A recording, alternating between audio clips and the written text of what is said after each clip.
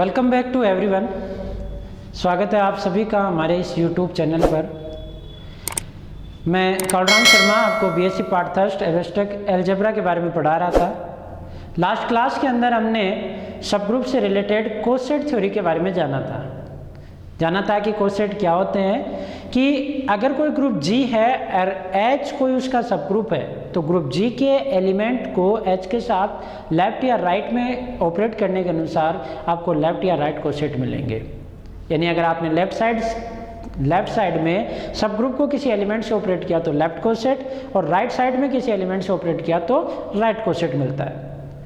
इस थ्योरी में कल लास्ट दो प्रॉपर्टीज हमने सिद्ध की थी कि यदि एक एलिमेंट ए एच का है, एच यहाँ सब ग्रुप है, तो A H is equal to क्या होता है एच। और एक प्रॉपर्टी ये किया था कि अगर ए और बी जी के हैं और उसके लिए अगर left coset A H is equal to B H है तो यहाँ से आपको ए इनवर्स बी किस में मिलेगा, एच में। या अगर राइट कोसेट बराबर है H A is equal to H B तो हमें यहाँ से मिला था कि ए बी इनवर्स ये किस में बिलोंग करेगा, एच में। जबकि ए और बी जी के थे और ए बी इनवर्स या ए इनवर्स बी किस में बिलोंग कर गए, एच में। ये लेफ्ट या राइट कोसेट की कुछ दो प्रॉपर्टीज थी। लास्ट क्लास में हमने इन प्रॉपर्टीज को सत्य किया था। आज तीसरी प्रॉपर्टी एज ए थ्योरम हम इसे प्रूव कर रहे हैं, और वो प्रॉपर्टीज किस प्रकार की है कि किसी समूह अर्थात ग्रुप के उपसमूह के कोई दो कोसेट या तो लेफ्ट हो या राइट, कोई से भी सैकुलर यानी कोसेट या तो एक समान होते हैं या असंयुक्त होते हैं, या तो वो बिल्कुल इक्वल होंगे या फिर बिल्कुल ही क्या होंगे, डिसजॉइंट होंगे अगर आपने दो कोसेट बनाए तो प्रूफ करते हैं इसे। देखें यहाँ पे इसका प्रूफ, यानी आपके पास एक ग्रुप दिया है और उसके सब ग्रुप के कोई दो कोसेट आपको निकालने हैं और ये बताना है कि वो दोनों कोसेट या तो म्यूचुअली डिसजॉइंट है या वो क्या है, दोनों एक समान है। तो मानते हैं किसी ग्रुप जी के दो कोसेट, तो माना ग्रुप जी के उपसमूह या उपग्रुप एच के कोई दो, मैं राइट कोसेट ले लेता हूं, ऐसे ही आप लेफ्ट में भी कर सकते हैं, कोई दो दक्षिण सहसमुच्चय एच ए व एच बी है, जहां ए किसका, जहां ए बी जी का और बी भी किसका है, जी का। ये दो कोसेट हैं, एक एच ए और एक एच बी। हमें ये सिद्ध करना है कि ये दोनों या तो म्यूचुअली डिसजॉइंट है यानी आपस में क्या है, बिल्कुल अलग अलग है, या दोनों ही क्या है, एक समान है। यानी इसके सारे एलिमेंट इसमें अर्थात ये एक समान है, या फिर एक भी एलिमेंट ऐसा नहीं है जो इसमें और इसमें क्या है, कॉमन है। तो मान के चलते हैं कि ये दोनों क्या है, डिसजॉइंट है, और चेक करते हैं। जैसे आप इन दोनों को डिसजॉइंट मानोगे तो हमें ये सिद्ध करना है कि दोनों अलग अलग हैं। और अगर दोनों को आपने एक भी एलिमेंट दोनों में कॉमन कर दिया तो ये मानना कि ये पूरे के पूरे क्या है, एक समान है।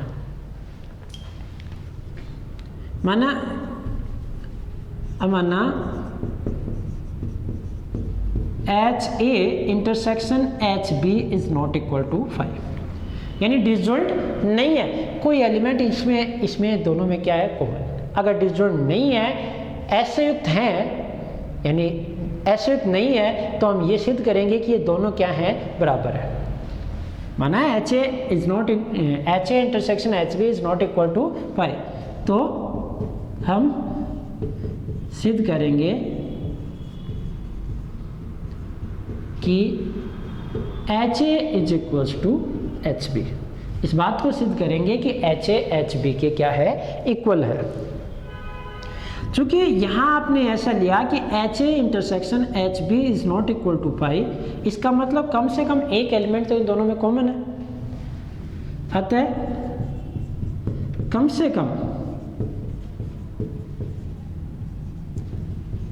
कम एक अवयव एच ए व एच बी में एच ए व एच बी में कॉमन है, यानी एक समान है।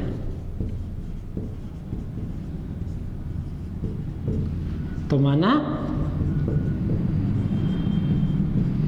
H1A जो किसका है, HA का, एक एलिमेंट ले लेते हैं H1A, व H2B जो किससे लिया, HB से।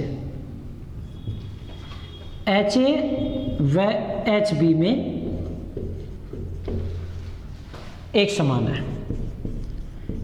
यहाँ हमने ये जाना कि कम से कम एक एलिमेंट दोनों में क्या है, इक्वल है। तो यहाँ मान लिया कि एक H1A है जो HA में एलिमेंट किस टाइप के होंगे, इस टाइप के, HA टाइप के, और HB में किस टाइप के होंगे, HB टाइप के।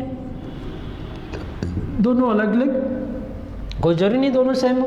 तो एक H1A टाइप का एलिमेंट HA से लिया और H2B टाइप का किससे लिया, HB से, और ये कहा कि वो दोनों में क्या है, एक समान है, एक समान है।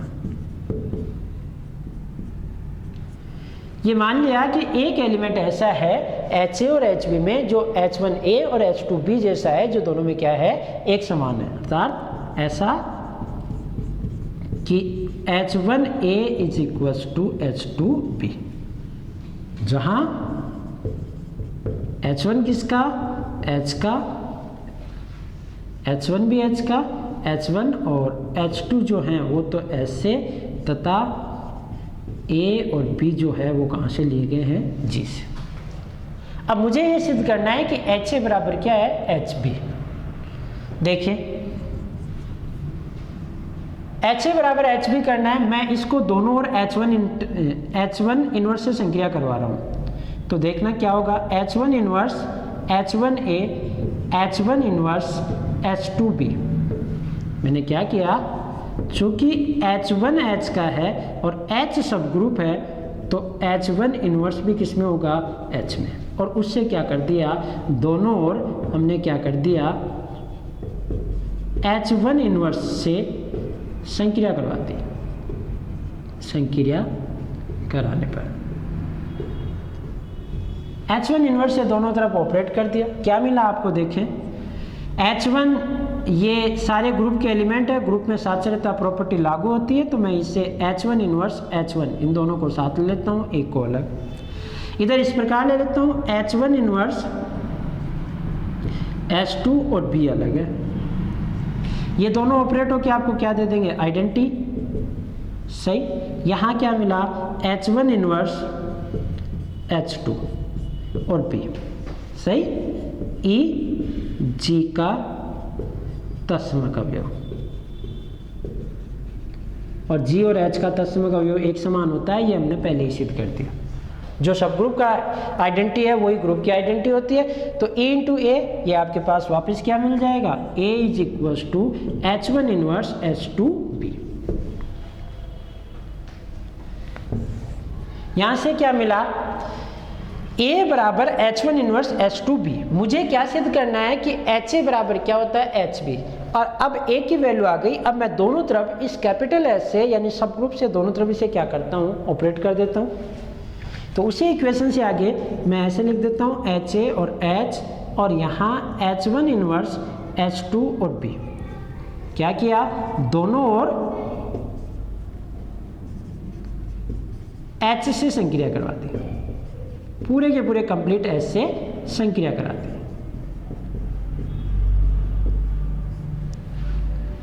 इधर HA हो गया। यहां देखें आप, ये पूरा का पूरा क्या बन जाएगा, इसको मैं साथ ले लेता हूं H, H1 इनवर्स H2 और B। इसे आप आगे ऐसे लिख सकते हैं क्या, HA is equals to HB। कारण चूंकि H1 इनवर्स H का, H2 इनवर्स H का, तो यहां से H1 इनवर्स H2 ये भी किसका, H का, एंड H के एलिमेंट को, इसलिए क्या मिलेगा, H गुणा H1 inverse H2 is equals to H मिलेगा। ये आप जानते हैं, ये कल हमने कहा था कि अगर AH का तो AH इज इक्वल्स टू क्या होगा, H। एक ही जगह आपके पास H1 इनवर्स H, आप चाहे इस साइड के ऑपरेट करें चाहे इस साइड, H1 इनवर्स H2 किसका है, H का, तो H1 इनवर्स H2 को H के एलिमेंट से ऑपरेट करूंगा तो वापस क्या मिलेगा, H ही मिलेगा। यहाँ से आपको क्या मिल गया, HA बराबर HB। इसका मतलब ये हुआ कि अगर उनमें एक भी एलिमेंट कॉमन है तो पूरे के पूरे दोनों क्या हैं, इक्वल है।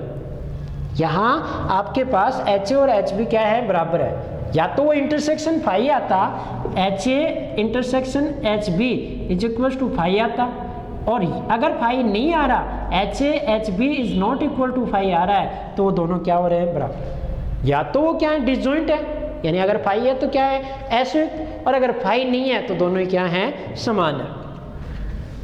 ऐसा ही काम आप लेफ्ट कोसेट के लिए भी कर सकते हैं, लिख लिया होगा ये, दोबारा समझ लेना कि ये सिद्ध करना कि किसी भी ग्रुप के लिए आप अगर एक उपग्रुप H लेते हो तो H से जो कोसेट बनते हैं या तो वो क्या होते हैं, बिल्कुल एक समान होते हैं या बिल्कुल ही अलग अलग। अगर आपका उन दो कोसेट लिए, एक HA और एक भी HB, उन दोनों का इंटरसेक्शन फाई लेते हो तो इसका मतलब क्या है, वो दोनों ही क्या हैं, डिसजॉइंट है। एक विकल्प ये भाई, या तो उनका इंटरसेक्शन क्या लिया जा सकता है, फाई या नॉट इक्वल फाई। अगर आपने इंटरसेक्शन फाई लेते तो दोनों डिसजॉइंट मिल जाएंगे, और अगर इंटरसेक्शन फाई नहीं मिल लेते हैं तो वो कैसे मिलने चाहिए, एक समान। मैंने इनका intersection not equal to phi लिया, नॉट इक्वल टू फाई लिया तो हमें क्या सिद्ध करना है कि वो दोनों एक समान है। नॉट इक्वल फाई लिया, इसका मतलब एटलीस्ट वन एलिमेंट दोनों में क्या है, कॉमन है। एटलीस्ट वन एलिमेंट जिसे हम क्या लिया, H1A एक HA का, एक H2B जो किसका, HB का, वो दोनों में कैसा ले लिया, कॉमन ले लिया, यानी एक समान ले लिया। H1A और H2B दोनों में कॉमन लिया अर्थात वो दोनों में इक्वल है, एक समान है। यहाँ से H1 इनवर्स से दोनों तरफ ऑपरेट कर दिया, क्योंकि कर सकते हैं, वो किसका एलिमेंट है, H का, H सब ग्रुप है, तो सब ग्रुप में प्रत्येक एलिमेंट का क्या होता है, इनवर्स होता है, तो इनवर्स से ऑपरेट कर दिया। इधर ऑपरेट होते ही तो A एलिमेंट आ गया, और इधर कैसा आ गया, H1 इनवर्स H2B। हमें क्या सिद्ध करना था, HA बराबर HB, तो कैपिटल H से दोनों तरफ ऑपरेट किया, इधर भी ऑपरेट किया, इधर भी ऑपरेट, इधर HA बन गया, इधर ये से HB बनना था। HB कब बने, जब ये पूरा H बने। ये पूरा H क्यों बन रहा है, क्योंकि ये जो एलिमेंट है वो H का है, H के एलिमेंट को H से ही ऑपरेट करोगे तो वापस H ही आएगा, तो यहाँ एलिमेंट से ऑपरेट किया और वापस कौन आ गया, H, और यहाँ से क्या मिल गया, HA is equal to HB। At last आप क्या लिखोगे, अभी इसका मतलब क्या हो गया, राइट कर लिया होगा ये,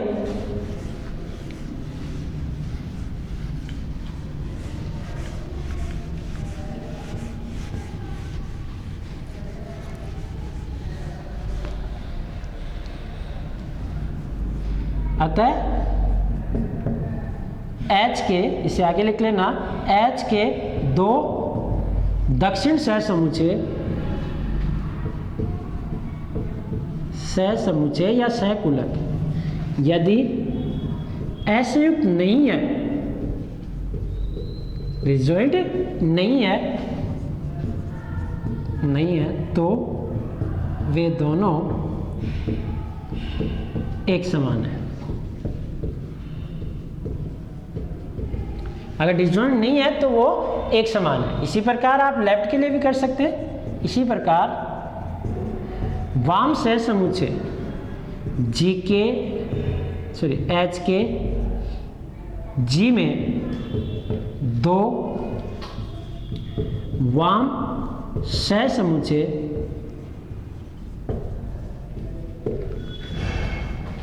या तो एक समान होंगे या असंयुक्त, या तो बिल्कुल म्यूचुअली डिसजॉइंट होंगे या क्या होंगे, बिल्कुल इक्वल होंगे। जैसे आपने राइट किया वैसे ही आप ये काम लेफ्ट के लिए कर सकते हो। अब आपको किस साइड ऑपरेट करना है, इस प्रकार लेना है, AH is equal to BH, इस बात को सिद्ध करना है। सेम वही प्रोसेस है, सेम वैसे ही है। अभी H के राइट साइड में ऑपरेट कर रहे हो, इसके बाद में इसे क्या करना है, लेफ्ट साइड में। लिख लिया होगा ये प्रॉपर्टी थर्ड हमने किसकी की, कोसेट की। इससे नेक्स्ट प्रॉपर्टी फोर्थ को हम सिद्ध करने जा रहे हैं। बता दें इसे,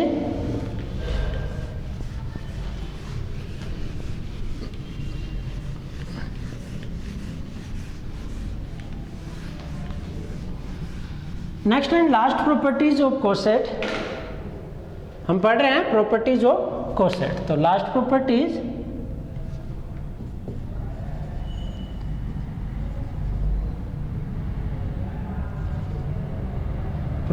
ऑफ कोसेट। फोर्थ प्रॉपर्टी देखो, इसी एक एग्जाम्पल से समझे आप।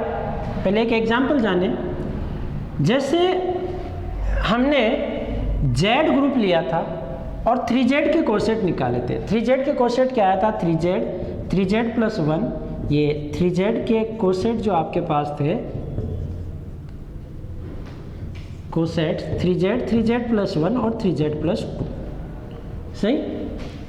ग्रुप आपके पास Z था, ग्रुप जो G था वो Z प्लस था।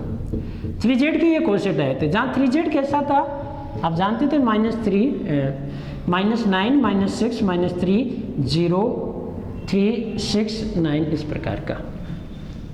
ऐसे ही 3Z प्लस 1 आया था तो वो -8 -5 -2 0 1 4 7 इस प्रकार का। 3Z प्लस 2 आया था तो वो आपके पास आया था -7 -4 और -1 2 5 8 इस प्रकार का। और अगर आप 3Z प्लस 3 निकालोगे तो वापस यही आ जाएगा। 3Z प्लस 3 तो आपके पास सेम वही आया था 3Z, क्योंकि वापस कौन आएगा, -6 -3 0। सिर्फ क्या होते हैं, ये एलिमेंट एक पोजीशन आगे खिसक जाते हैं, जबकि नंबर ऑफ एलिमेंट इनफाइनाइट है तो लास्ट वाला एलिमेंट इधर पहले आ जाएगा। ये 3 कोसेट आए थे। इन 3 कोसेटों में अभी पिछले वाली जो थ्योरम पढ़ी थी कि कोसेट या तो म्यूचुअली डिसजॉइंट होते हैं या बिल्कुल एक समान। आप देख लो 3Z प्लस 1 और 3Z प्लस 2 में एक भी एलिमेंट कॉमन नहीं है। इसमें 3 के मल्टीपल है 0 3 6 9, और इसके अंदर आप देखोगे तो 1 4 है, जहाँ यहाँ 1 और 4 नहीं है, यहाँ केवल 3 के मल्टीपल है। गैप इनके बीच भी 3 है, इनके बीच भी 3 का ही है, बट ये 0 से 3 है, ये 1 4 7 है। एक भी एलिमेंट इन दोनों में कॉमन नहीं। और इसमें गैप कैसे है, 2 5 8 से 3 का गैप ही इसमें है, बट जो 2 इसमें है वो इसमें नहीं है, इसमें भी नहीं है। ये तीनों म्यूचुअली डिसजॉइंट है। और अगर इक्वल है, जैसे आप 3Z प्लस 3 देखोगे वो कंप्लीटली 3Z है, ये दोनों इक्वल है। एक भी एलिमेंट दोनों में कॉमन आते हैं तो पूरे कॉमन आ जाते हैं, या फिर पूरे के पूरे क्या है, अलग अलग। अब यहाँ एक चीज देखो, नेक्स्ट थ्योरम के लिए अगर मैं Z को देखूं तो Z किस प्रकार का है, -9 -8 -7 -6 -5 -4 -3 -2 -1 0 1 2 3 इस प्रकार चलता ही जाएगा।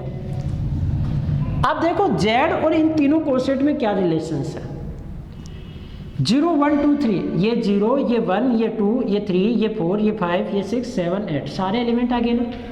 नेगेटिव में देख लो, यहाँ से 0 -1 -2 -3 -4 -5 -6 -7 8 9, ये सारे नेगेटिव वाले भी आ गए।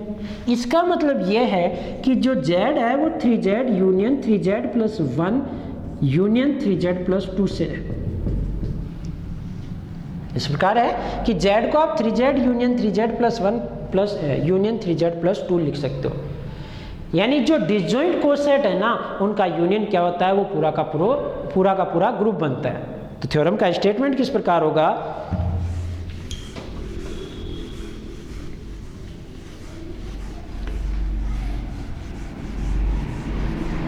नेक्स्ट जो थ्योरम है वो देखें आप,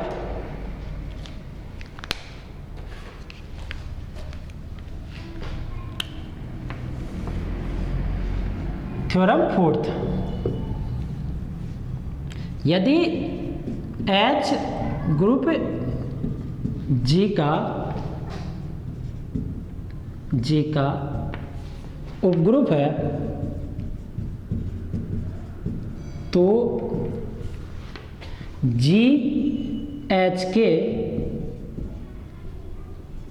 सभी असंयुक्त दक्षिण या वाम डिसजॉइंट होनी चाहिए। H के सभी दक्षिण या वाम सहसमुच्चयों का संग होता है, यानी इसके लेफ्ट कोसेटों का संग के बराबर होता है। इसे लिख दें, होता नहीं के बराबर होता है।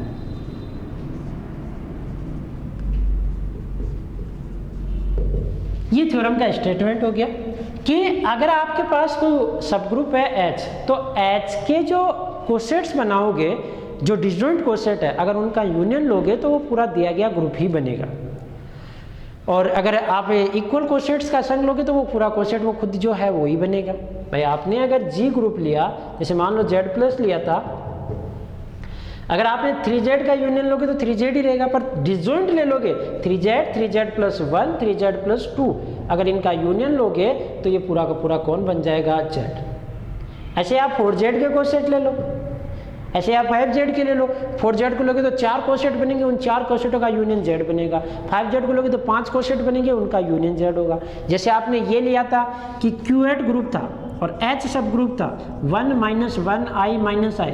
अब इसके कितने कोसेट बने थे, 2। एक तो H था, एक का नाम दिया था मैंने H1, J - J K और -K। आप इन देखे थे, इन दोनों का यूनियन Q8 है।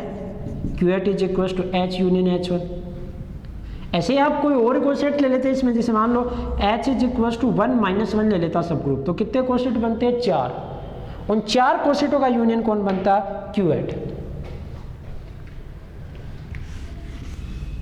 तो प्रूफ देखें आप, ये सिद्ध करना कि जो ग्रुप G है वो कोसेटों के यूनियन के बराबर होता है। यानी अगर G है ना तो इस प्रकार है कि यूनियन ऑफ कोसेट। मैंने AH लिखा है, AH का मतलब जहाँ एक इसका है G का, इसका मतलब समझ गए हो आप। यूनियन ऑफ AH का मतलब ये है कि इस टाइप की सारी चीज़ों का कलेक्शन या यूनियन। इसका मतलब ये है कि जैसे मान लो आपने एक एलिमेंट A1 लिया H, ये पहला कोसेट है इससे, फिर एक दूसरा कोसेट लिया A2H, फिर एक तीसरा एलिमेंट लेके बनाया A3H। ऐसे सारे कोसेटों का यूनियन ये क्या है, यूनियन ऑफ AH। G के सारे एलिमेंट हैं, उन सब से जो कोसेट बनेंगे उन सब का यूनियन ये है। तो मुझे इस बात को सिद्ध करना है। और आपको पता है 2 सेट यानी एक सेट ए बी के बराबर कब होगा, जब ए पूरा कंप्लीटली बी में कंटेन करे, बी किस में कंटेन करे, ए में। देन आप कह सकते हो कि ए बराबर बी है। तो मैं कोई भी एक लेफ्ट या राइट किसी एक के लिए कर लेता हूं, इसी प्रकार करके आप दूसरे के लिए लिख दें। तो ये सिद्ध करना कि H जो है उसके कोसेटों का कलेक्शन कौन बनता है, G बनता है।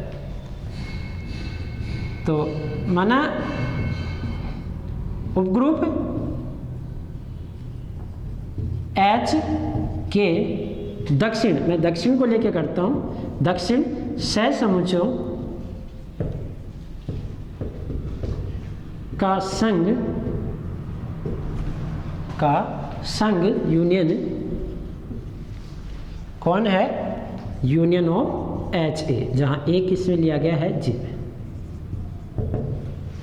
H के जो राइट कोसेट है उनका यूनियन कौन है, यूनियन ऑफ HA। इस शब्द का मतलब क्या है कि जितने सारे राइट कोसेट बनेंगे ना HA के, उसके कहाँ से हैं, जो ए टाइप के एलिमेंट जिसे उठाकर HA, HB, HC ऐसे बनाएंगे, उन सब का यूनियन ये है। सही। अब हम सिद्ध करेंगे क्या,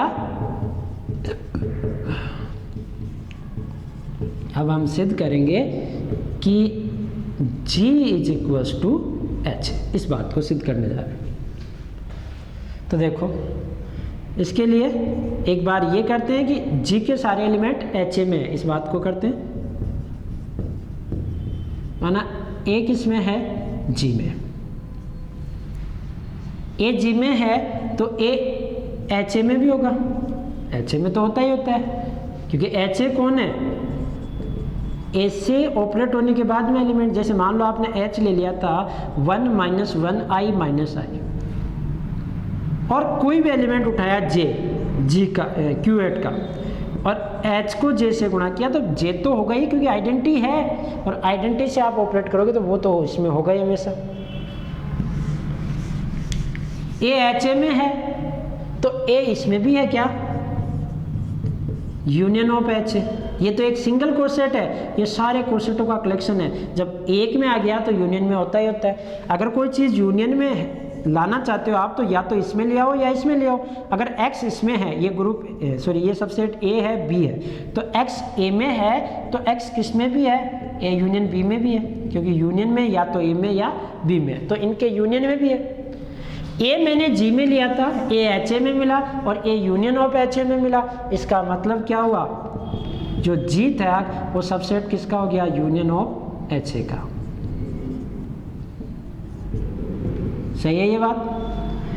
ऐसे में जी के सारे एलिमेंट, भाई ए उठाया ऐसे बी उठाऊंगा तो वो बी एच ए में मिल जाएगा, सी भी मिल जाएगा। इस प्रकार जी के जो भी एलिमेंट उठाऊंगा, बी उठाया मैंने जी से तो बी किसे मिल जाएगा, एच बी में, उसके टाइप का कोसेट। फिर बी किस में मिल जाएगा, यूनियन ऑफ एच ए में, क्योंकि यूनियन ऑफ एच ए में तो एच बी भी सारे है ना, ऐसे ए टाइप के जो एलिमेंट है।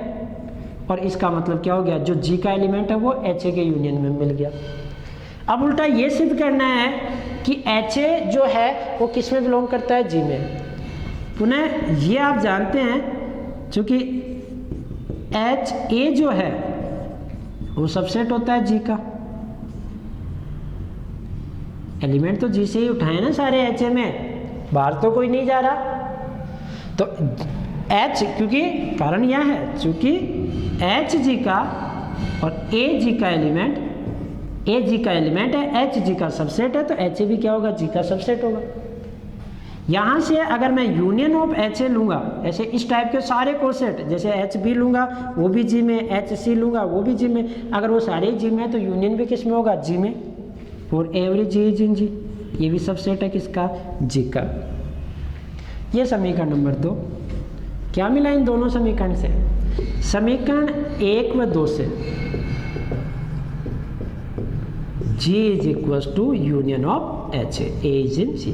कोई मोस्ट इंपोर्टेंट थ्योरम नहीं थी, पर प्रैक्टिकली आपको आना चाहिए कि कोसेटों का यूनियन, यही थ्योरम्स हम अगले चैप्टर्स में भी पढ़ेंगे।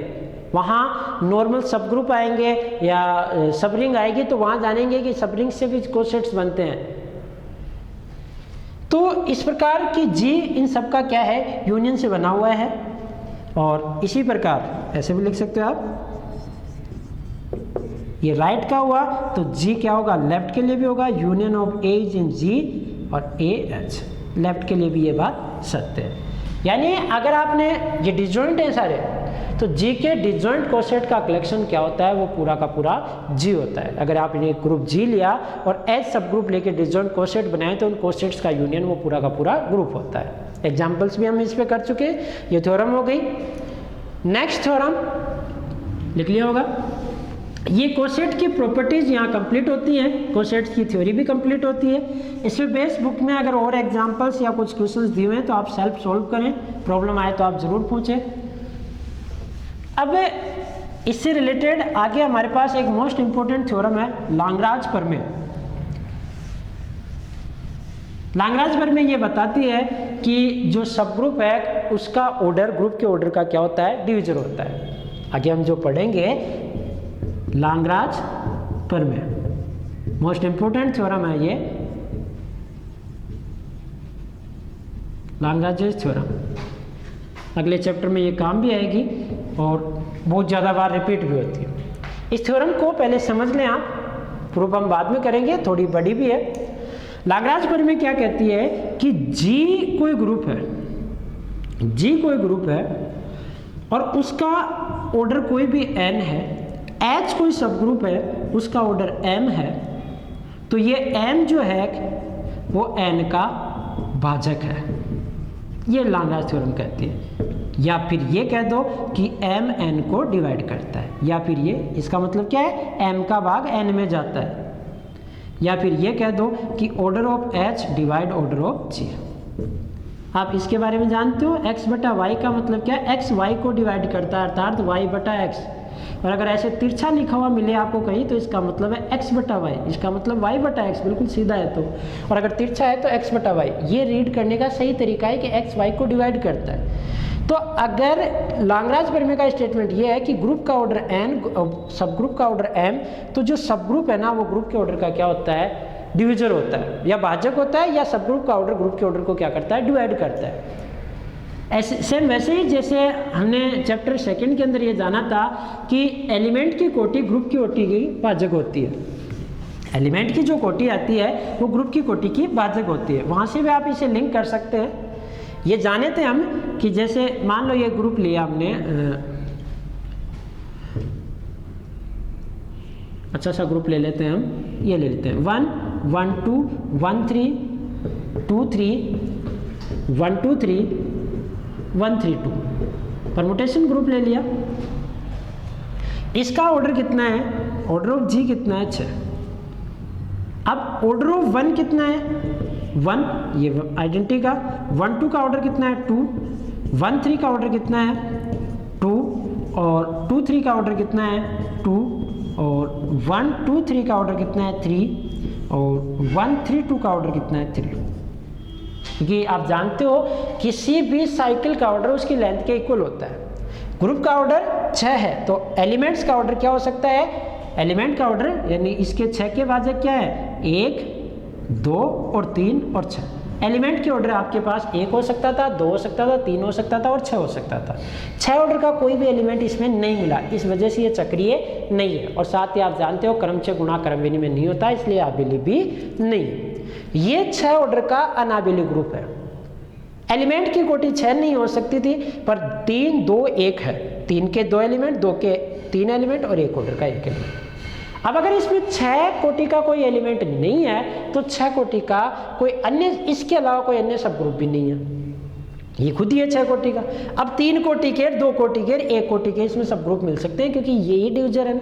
जैसे मान लो मैं ये इसका एक सब ग्रुप लूँ H1, ये 1, तो ऑर्डर ऑफ H1 क्या होगा 1 ही होगा।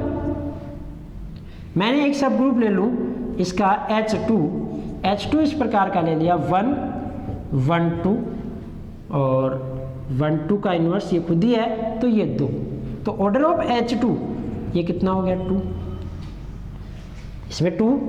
ऐसे ही आप 1 और 1 3 ले लो, ये भी 2 कोटि का, 1 2 3 ये भी 2 कोटि के, 2 कोटि के 3 सब ग्रुप बनेंगे इसमें। फिर 1 1 2 और 1 2 3 का इन्वर्स 1 3 2 भी है। 1 2 3 का इन्वर्स भाई 1 2 3 का इन्वर्स आप उसे उल्टे क्रम में लिखें तो वो क्या आएगा 1 3 2। तो इसमें अगर आप 3 कोटि का बनाना चाहते हो तो इस प्रकार बनेगा कि 1 1 3 2 और 1 2 3, ये 3 कोटि का, ये मैं इसे कुछ नाम देता हूँ S3। ऑर्डर ऑफ S3 कितना है 3। अब 4 कोटि का कोई भी इसमें सब ग्रुप नहीं है। 3 कोटि का आप ऐसे न बना ले, कहीं कोई एक ऐसे, ये भी तो है क्या 3 कोटि का 1 1 2 और 1 2 3, ये ले लूँ मैं, नहीं ये नहीं होगा।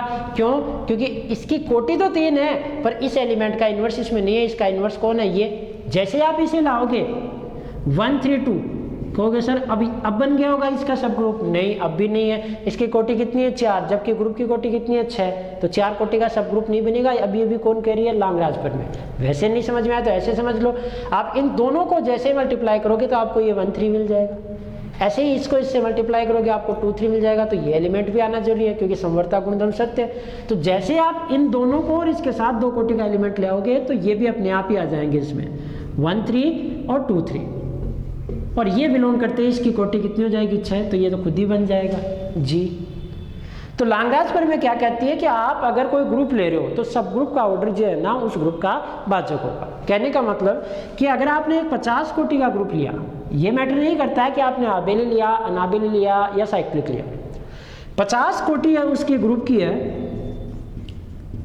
तो सब ग्रुप की कोटि, उपग्रुप की पॉसिबल कोटि, उपग्रुप की कोटियां आपके पास क्या हो सकती है 50 25 और इसके डिविजन 20 नहीं होगा, 10 5 और 5 के बाद 4, इसका डिवीजन नहीं है, 2 1, ये इसके डिवीजन है। तो ये उपग्रुप की पॉसिबल कोटियाँ हैं। 50 कोटि का उपग्रुप ये खुद है, 25 कोटि का उपग्रुप इसकी आधी कोटि होगा, 10 कोटि का, 5 कोटि का, 2 कोटि का, 1 कोटि का।